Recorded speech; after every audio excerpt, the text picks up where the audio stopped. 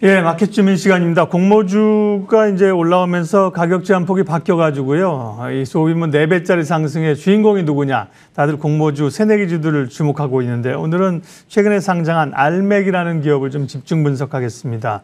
프레스티지 전략연구소 반종민 소장님 오셨습니다. 어서 오십시오. 네, 반갑습니다. 네, 지난 금요일 날 상장한 기업인데요. 알맥은 어떤 기업입니까? 네, 알맥은 그 알루미늄 압출 그 전문 업체다라는 말씀드리겠고, 2016년 그 전기차용 자동차 부품으로 좀 사업 영역을 확대를 했습니다. 그러면서 해외 전기차 시장을 대상으로 전기차용 배터리 모듈 케이스 사업을 좀 영위를 하고 있는데, 사실상 이 외에도 그 팩 케이스와 EV 플랫폼 프레임 등을 좀 주요 제품으로 좀 영위를 하고 있다라고 보시면 될 것 같고요. 특히 이제 폭스바겐을 통해서 SK 이노베이션의 배터리 모듈 케이스 프로젝트 수주에 좀 성공을 했었고, 또한 리비안의 협력사로 선정이 되면서 전체적으로 좀 기업적으로는 굉장히 좀 가치가 있는 기업이다라고 좀 보실 수 있을 것 같습니다. 네, 국내 기업뿐만 아니라 외국 기업에게도 납품을 많이 하고 있습니다. 알루미늄 압축이라고 하는 게 어떻게 보면 고기술, 고집적이 아닐 것도 같은데, 그죠? 근데 굉장히 평가도 좋게 받았고요. 기술력은 어떻게 평가됩니까? 네, 기술력 중에 이제 제일 중요한 것이 전기차의 경우에는 내연기관 대비에 좀 무게가 굉장히 좀 중요합니다. 예, 예. 네, 중요한데 이게 지금 경량화 소재로서 높은 성능이 좀 필요로 한데 동사는 사실상 알루미늄을 통해서 좀 진행을 하고 있습니다. 특히 이제 철 대비 34% 수준의 가벼운 알루미늄 소재를 좀 사용을 하고 있기 때문에 결국은 이러한 형태를 통해서 알루미늄에 대해서 압축 소재 기술력을 좀 어느 정도 보유를 하고 있고요. 이외에 그 탑승자 배터리 보호를 위한 충격 에너지 흡수 성능을 가진 크러쉬 알루미늄을 좀 사용을 하고 있습니다. 그래서 외부의 충격으로부터 보호하는 그 알루미늄의 압축 모듈 케이스 부분에서도 국내 시장 점유율 좀 1위를 기록을 하고 있기 때문에 굉장히 이 부분에 대해서 좀 특징적이다라는 말씀 드리겠고요.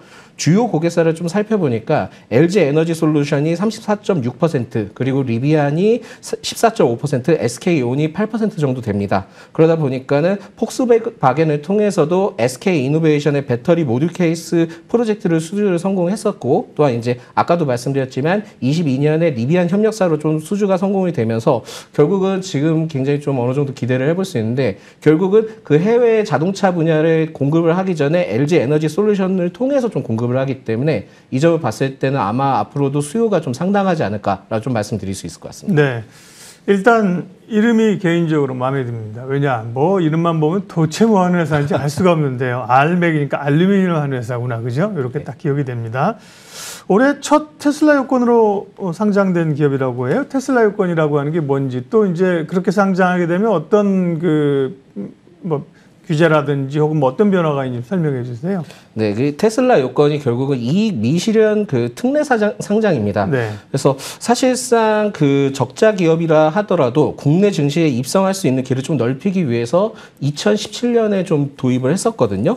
그러면서 기준 시가총액 1,000억 원 이상 등의 일정 외형 조건을 좀 갖추게 된다 한다면 좀 상장을 할 수 있는 기회도 있고, 네. 또한 이제 자기 자본 250억 원 등의 좀 몇 가지 테이블이 있습니다. 이 중에 하나만 충족을 해도 좀 가능하다라고 좀 말씀드릴 수 있을 것 같고요. 네. 주관사의 경우에는 이제 상장 이후 일정 기간 동안 일반 투자자의 주식 공모가의 90% 가격으로 좀 매입해야 하는 풋백 옵션 등에 좀 짊어지고 있기 때문에 사실상 이 부분들을 통해서 공모주 손실을 최대 10% 좀 제한을 한다. 이런 부분들이 좀 있습니다.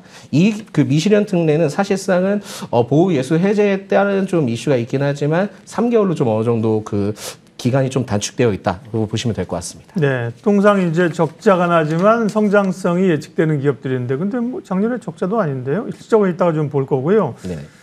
수요 예측하고 할 때 일반 청약도로 굉장히 경쟁률이 높았고, 또 해외 국부 펀드까지 참여했다고요?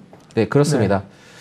사실 일반 투자자 대상 청약률이 1355대 1. 그러니까 예. 엄청났었고요. 기관 투자자 대상으로는 청약이 1697대 1을 기록을 했습니다. 네. 그만큼 집중도가 상당히 높았었는데, 좀 특이한 점이 있었다 한다면은 세계 3위 글로벌 펀드 자산 운용 규모만 무려 8,200억 달러, 8,200억 달러, 그러니까 2022년 기준입니다. 그 관련된 기업에서 국부 펀드인 ADIA 기업이 참여를 했다는 좀 소식이 있었기 때문에 이 부분에 대해서는 굉장히 좀 주목도가 매우 높았었다 보시면 될 것 같습니다. 신규주들은 이제 상장하고 나올 물량을 체크해야 되잖아요. 1개월, 3개월, 6개월이 중요한데요. 보호예수 물량하고 유통 물량은 어느 정도 됩니까? 네, 그 보호예수 비중은 68.5%이고요. 네. 각 투자자마다 3개월에서 최대 2개월 정도의 그 보호예수 그 부분들이 있습니다. 네. 특히 이제 최대 주주의 경우는 이제 주식회사 다이엑스인데 2년 정도 보유를 해야 되고, 또한 이제 유한회사 아리아는 1년, 그리고 기관 투자자와 상장 주선인은 3개월, 그리고 우리 사주는 한 1년 정도 이렇게 되어 있기 때문에 이 기간에 대해서는 좀 체크를 꼭 하셔야 될 것 같다라는 말씀 드릴 수 있을 것 같고요. 유통 가능 주식수는 188만 주 정도 되는데, 이게 사실상 비중은 31% 정도밖에 되진 않습니다. 그러다 보니까 유통 주식수가 상당히 좀 적은 것이 좀 약점이다라고 좀 보시면 될 것 같습니다. 네, 3개월 물량이 적지는 않습니다. 꽤 되고요. 자, 실적 체크하겠습니다. 아까 말씀드린 것처럼 테슬라 요건이라고 해서 뭐 작년에 적지 않았나 싶었는데 2021년에는 적자를 기록했는데 작년에는 흑자입니다. 실적 체크 전망해 주십시오.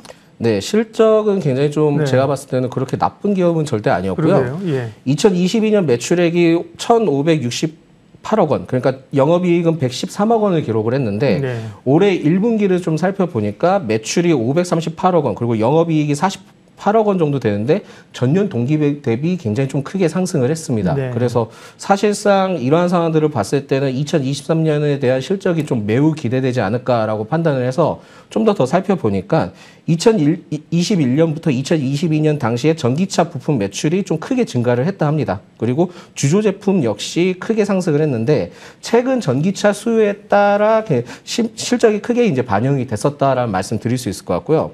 특히 이제 수주 상황을 좀 체크를 해보니까 주조 제품 빌렛이 작년 32억에서 1분기 현재 90억 원이 넘었습니다. 그러니까 굉장히 좀 크게 상승을 하고 있고, 압출 EV 컴포넌트 분야에서는 2022년, 그러니까 작년이죠. 240억이었다면은 현재 1분기 기준으로 145억. 가파르게 지금 성장을 하고 있습니다. 그래서 이러한 상황들을 봤을 때는 전망치로는 올해는 매출액이 약 한 3,700억 원, 그리고 영업이익이 300억 이상 될 전망을 좀 가지고 있기 때문에 결국은 지금 작년 실적보다는 못해도 한 2배 이상 갈 가능성이 매우 높지 않을까라고 좀 말씀드릴 수 있을 것 같습니다. 아, 주가가 뭐 정신없습니다. 공모가는 5만 원이었는데요. 지난 금요일 상장하는 날 장중 최고 260%까지 올랐다가 400원 안 됐고요. 그날은 음봉 달았고 또 월요일 어제는 종가로 보면 6% 상승. 지금 23% 상승이에요. 주가 전략 좀 알려주세요. 네.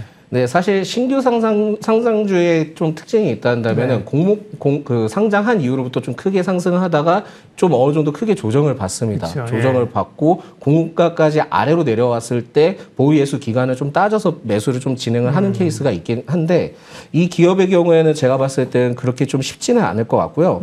또한 이제 공모주에 대해서 이제 가격 제한폭이 좀 변경이 됐다 보니까 그쵸, 네. 사실상 투자 전략이 다소 좀 여러 가지 방향성을 좀 띌 수 있다라고 좀 말씀드릴 수 있을 것 같습니다. 그래서 지금 현재는 좀 예측이 좀 불가능한 상황은 맞긴 하지만은 공모가가 5만 원으로 사실상은 제가 봤을 때는 지금 그 30일 개장 이후 260%가 올라서 18만 원을 기록을 했고, 전에 이제 10만 5천 원을 기록을 했는데 지금 현재 13만 원을 기록을 했다 보니까 일단 제가 봤을 때 기존에 보유하고 계셨던 분들은 15만 원까지는 일단 두고 지켜보자라는 말씀 드리겠고요. 네. 사실상 이게 제가 보기에는 2분기 실적에 대해서도 굉장히 좀 좋을 것 같습니다. 그래서 올해 그 연말도 좀 실적이 좋을 것 같기 때문에 15만 원 이상만 잘 통과를 한다 하면은 18만 원까지도 바라봐도 될 것 같다. 라는 말씀 드리겠고요. 물론 이제 보호 예수 해제에 따른 물량 출하가 나올 가능성은 있긴 합니다. 만약에 출하가 된다 한다면은 그때는 이제 뭐 공모가 근처까지 오게 된다면 그때 좀 적극적으로 매수를 해봐도 되지 않을까라는 말씀 드리겠습니다. 공모가 5만 원이라니까요. 네, 지금 주가 13만 원이고 그렇게 기다리기는 사실은 장이 뭐 엄청나게 흔들리지 않으면 쉽지 않죠. 아까도 쉽지 않다는 게 공모가까지 쉽게 내려올 것 같지는 않다는 말씀이셨고요. 근데 뭐 예측이 어렵습니다. 정말로. 그죠? 오늘 급등이 없었다면 뭐 조금 분할 매수 해볼 만하다고 할 텐데 오늘 급등이어가지고요. 단기적으로 수급 이슈를 좀 체크하면서 실적은 괜찮네요. 예, 알맥에 대해서 오늘 프레스티지 전략연구소 반종민 소장님과 점검했습니다. 고맙습니다. 네, 감사합니다. 예, 공부할 게 참 많네요. 예, 이슈 MG 오늘은 여기까지 하도록 하겠습니다. 함께해 주셔서 고맙습니다.